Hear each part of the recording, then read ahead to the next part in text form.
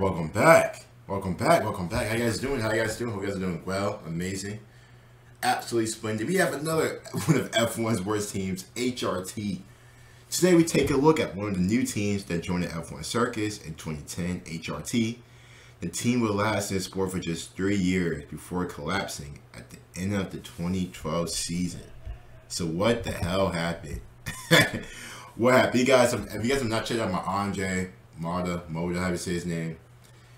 Go and check that out. That team was wild. Talking about, man, you know, the owners sabotaging drivers. They was some shit.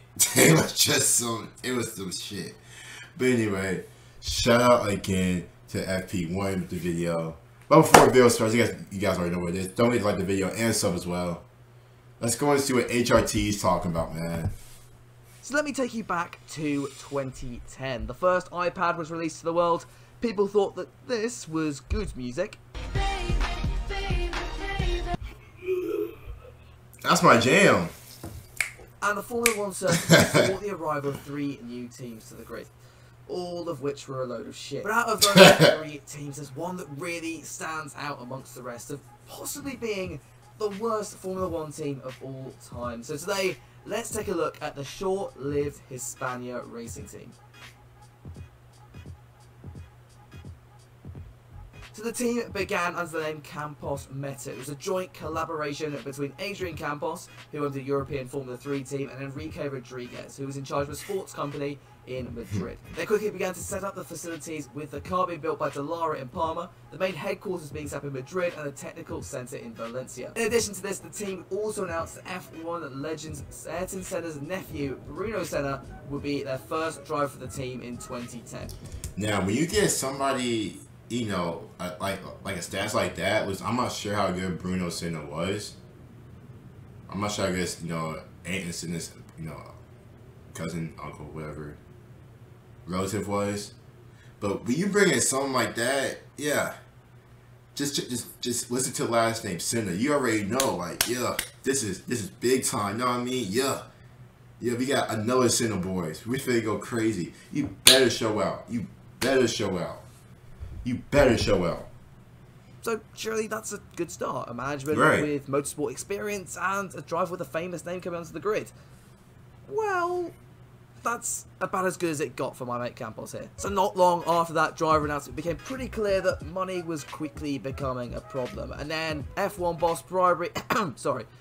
Bernie Ecclestone announced his concerns that the team might not even be able to make it onto the grid in 2010. There were several proposed buyouts, though many were met by opposition from the rest of the grid, with main man Campos admitting in an interview that, you know, sometimes we got the money and sometimes we don't. There's even a rumour floating around that fellow F1 hopefuls Stefan GP might even take the Dallara car if Campos couldn't cough up the cash. So anyway, the F1 circus began at the start of the season with winter testing at the start of February, but some of the teams were missing. No bonus points for guessing that Campos Mesa was one of these. Fast forward to the end of the third test, and still no sign of a working car from Campos. It was announced that, and excuse my pronunciation here, Jose Ramon Carabente would take full control of the Campos entry and rebrand it into Hispania Racing Team, or HRT. Campos was subsequently kicked from the team and replaced by Colin Coles. But bear in mind here that the first race is just 1 month away, and you've not got a working car, or even 2 drivers locked down under contract, and as you can see in the highly competitive nature of Formula 1, this campaign was going to go down about as well as the UK government's COVID-19 response. Yeah, you're already screwed. You know what I mean? Changing management a month before the season starts, you're screwed. You might as well just take the season off. But let me guess. Oh no, we're good. We're about to enter the season. All good and well. We got a whole new car. We found 2 sorry ass drivers. We're all good. We are ready to race.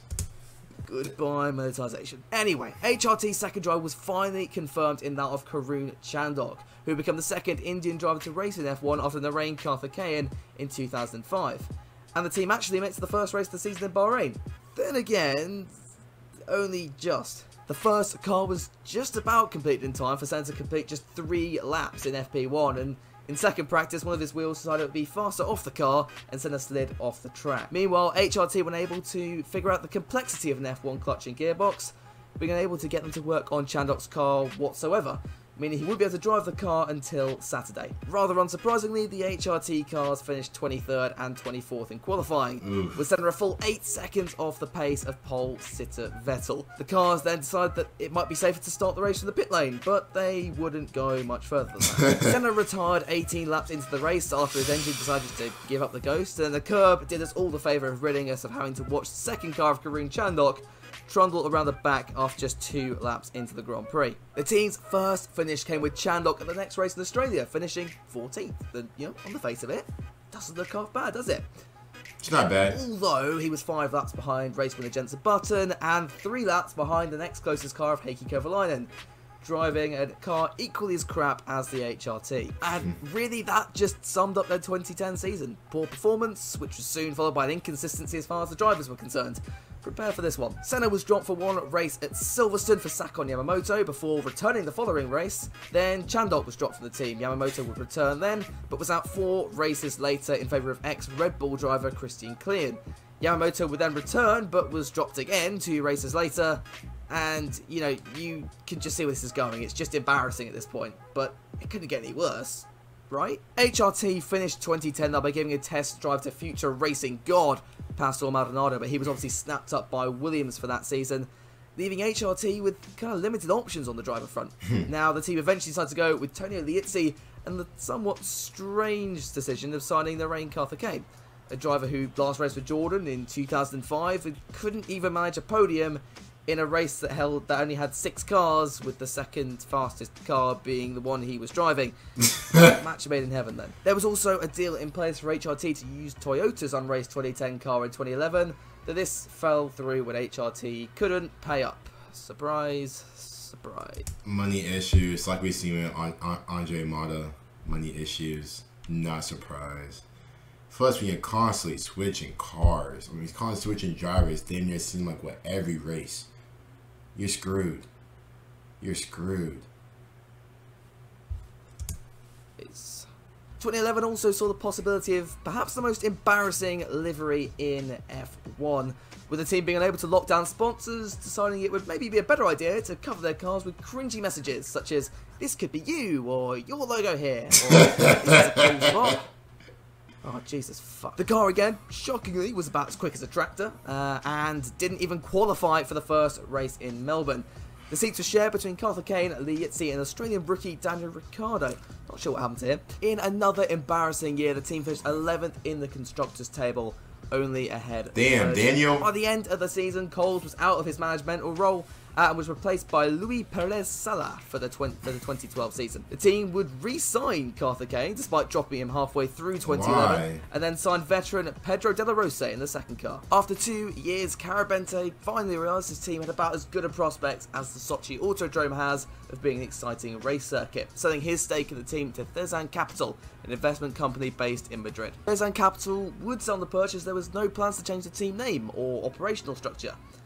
Yeah, because it's going incredibly well at the moment, mate, isn't it? The team was sharp to the 2012 season with a practically jarring sponsorless car, as funnily enough, no company seems to want to be seen trundling around at the back of the grid. But if their situation couldn't get any worse, it was about to. The team were unable to pass the mandatory crash test at the beginning of the season, meaning they would be unable to race in Australia for the 2nd year in a row. Now, not only was their car hideously slow, it was also too dangerous to even try to race.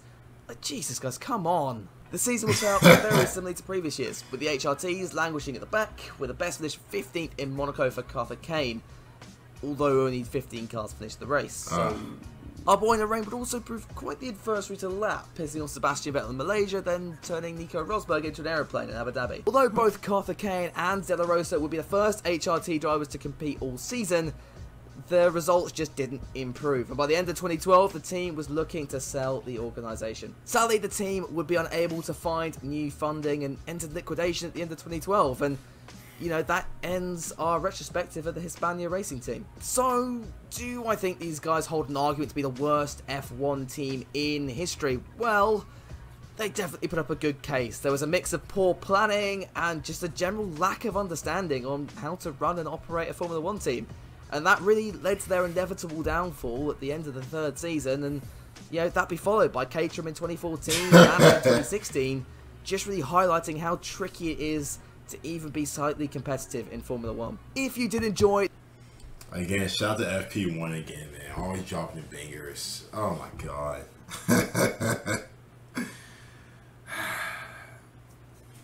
Yeah, these guys are bad. These guys are bad. HRT. Oh man. Then you couldn't even find a buyer to get your organization. Toyota tried to give you a car to work with. You didn't have enough money to get that. Couldn't finish races. Oh man. Oh man. Again. Whew. Yeah, it's not good. Not good. And that's F1. I mean, you don't perform, you know what I mean? You're gone. Bye. Like, especially teams wise. I mean, it's they don't care. They don't really care. But anyway, you guys will get like a sub. Comment below your guys' thoughts and reactions. We'll see you guys later.